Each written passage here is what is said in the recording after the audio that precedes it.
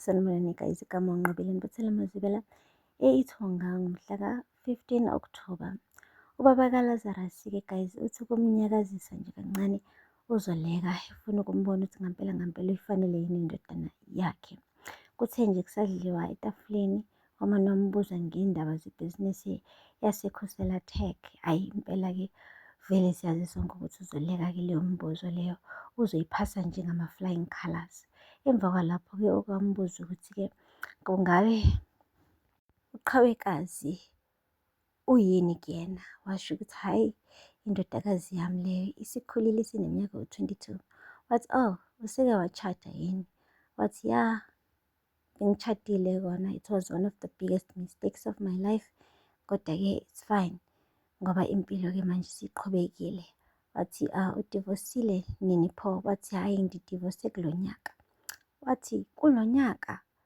So kahle kahle wena ubuye emendweni and ubuye emendweni this year and already usu-pregnant like ngingane yindodana yami, like yabona nje emjaji ukuthi usheshe wamuva on ugirl. Kodwa-ke wangenelela-ke guys uLazarus washo ukuthi tata sicela bandla singabe sesibuyela back kwi-past, sidlulile yonke leyo nto manje. Ngicela ungafuni ukumphatha kabi uzoleka, sizama ukuqala kabusha impilo yethu la. Ngiyacela baba tata, ngicela nje sikhulume kahle ngezinto ezi-right ezowakha umndeni, sikwazi uku-enjoy-a kahle le lunch.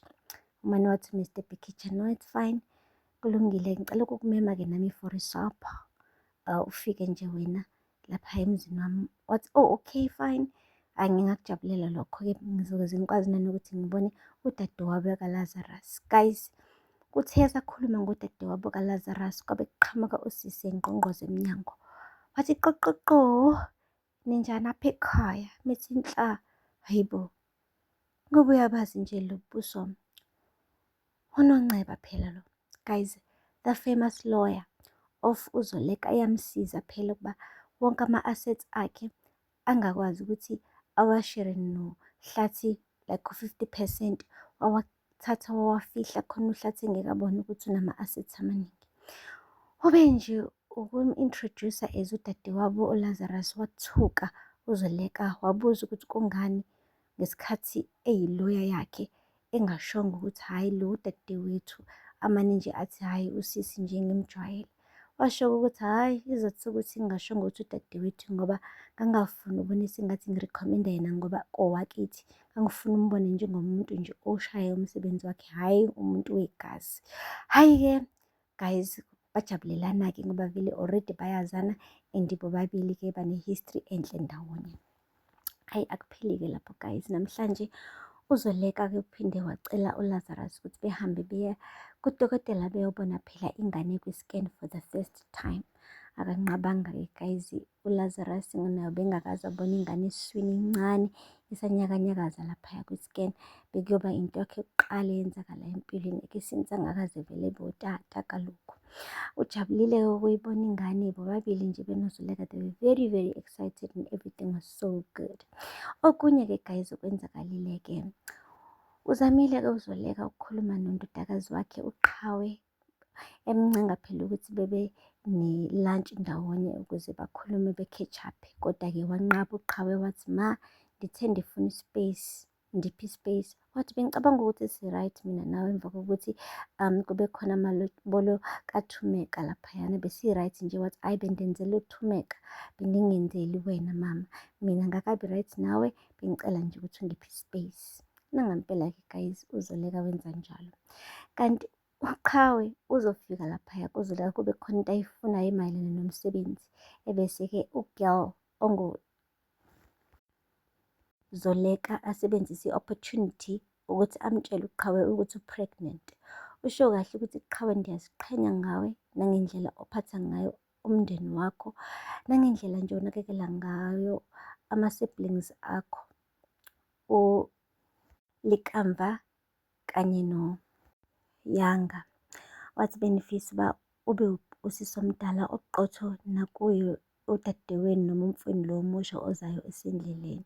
Hayibo guys, wathuka-ke manje uQhawe, wathi ewe Qhawe ndimithi kalokhu. Wathi ubani utata womntana? Kubuza uQhawe. Wathi, hhayi, uLazarus. Wathi, oh, congratulations mama. Waqeda wamnikeza ihagi.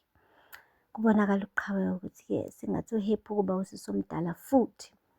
Hhayi-ke umtshelile-ke uZoleka ukuthi ungaxeleli muntu mntanami, le nto ayihlale phakathi kwethu sobabili. Yo guys, wamane wathembisa kuQhawe ukuthi uzowenza njalo.